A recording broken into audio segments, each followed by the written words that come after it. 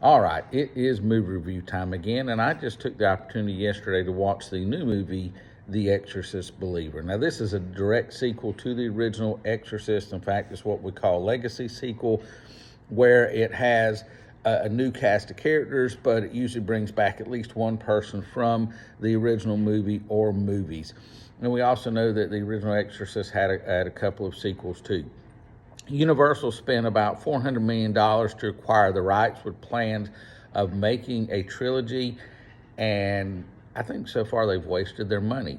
This movie is directed by David Gordon Green, who directed the latest trilogy of the Halloween movies, which I'm just going to say it this way, many people did not like.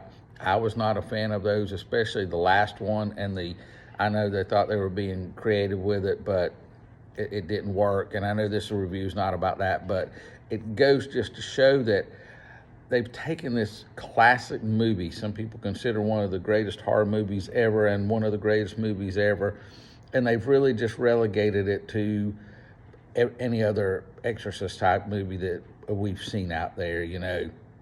I know the original you had one girl, now we've got two girls. We bring back Ellen Burstyn, and just like you've seen in some of these other legacy sequels, I'm just going to say it this way, I think they just kind of pooped on the character. I don't know, if you ever see a legacy sequel, don't expect them to do much good with the people who were in the originals.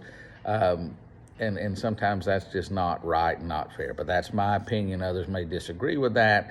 And I know they would argue we're doing this to drive this new story, but anyway, I just felt it did not expand upon the original.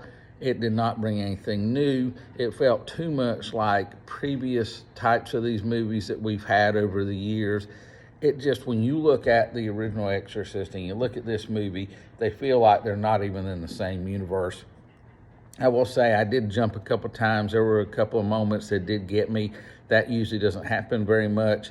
But even once you get to the end, it just, I don't know. I didn't like how it ended, and I know they do it this way so that you can have the sequels, but I just don't know. I'd like to know what their plans are for this, because I think they're going to have a hard time doing these sequels now when the box office comes out for the first weekend. I don't think it's going to do the money that justified $400 million to acquire the rights. So again, unless you're a super fan of this series, I would skip it. I'm only going to give it 1.5 out of 5 stars.